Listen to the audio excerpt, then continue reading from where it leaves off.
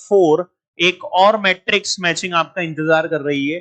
The question is V and E denote the gravitation potential and gravitation field। V potential है और E field है।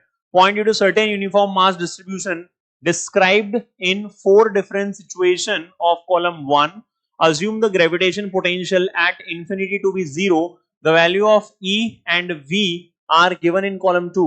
Match the statement in column 1 with result in column 2.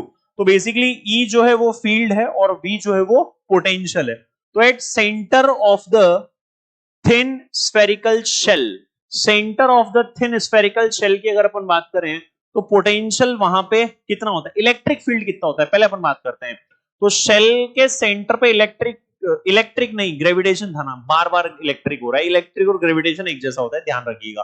तो जो field होता है वो zero होता है और पोटेंशियल जीरो नहीं होता है। ये बेसिकली ना सेंटर पे पोटेंशियल, इसको सी लिख देता हूं सेंटर के लिए, सेंटर पे पोटेंशियल ना सरफेस पे पोटेंशियल के बराबर होता है। तो ऑप्शन कौन सा हो जाएगा, देखो E तो जीरो है और V जीरो नहीं है, तो A का है P और R,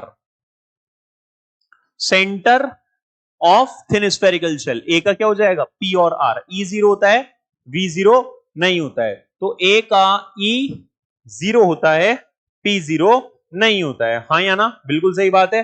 तो ये क्या मिल रहा है आपको, A में P और R चाहिए, तो A में P और R सिर्फ और सिर्फ थर्ड में है, तो थर्ड ही होगा, बाकी सारे वैसे ही गलत हो जाएंगे हम, लेकिन बाकी के भी चेक करेंगे। Centre of the solid sphere, solid sphere के सेंटर पे इलेक्ट्रिक फील्ड जीरो होता है, इलेक्ट्रिक फील्ड जीरो होता है, लेकिन जो फिर इलेक्ट्रिक फील्ड बोला, मैं फील्ड बोलूंगा यार, है ना, इसको थोड़ा सा आप लोग मैनेज कर लेना। इलेक्ट्रिक फील्ड और ग्रेविटेशन फील्ड, ग्राफ सारे रिलेशन एक जैसे चलते हैं।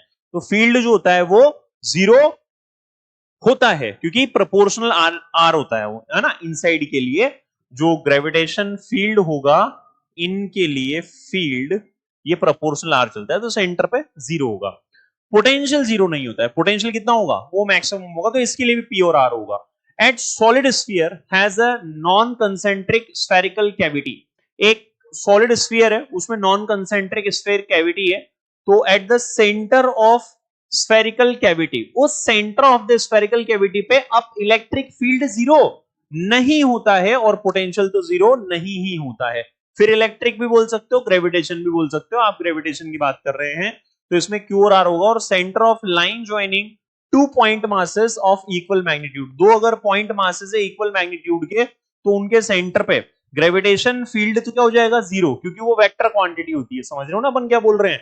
जैसे मान लो ये एक m मास है, चल आगे, ये मान लो m मास है, ये भी मान लो m मास है, तो इनको मिलाने वाली लाइन के मिड पॉइंट पे, इनको मिलाने वाली लाइन के मिड पॉइंट पे, इसकी वजह से यहाँ इंटेंसिटी इधर होगी, इसको 1 बोल दो तो ये E1, इसको 2 बोल दो तो ये E2, और डिस्टेंस अगर सेम है तो E1 बराबर E2, और ये नेट कितनी आएगी, जीरो आ जाएगी, है ना। तो फील्ड तो यहाँ पे जीरो हो जाएगा, लेकिन पोटेंशियल यहाँ पे जीरो नहीं होगा, तो फिर PR हो जाएगा। तो वही जो बात अपन ने स्टार्टिंग में बोली थी, सी वाला ऑप्शन करेक्ट हो जाएगा।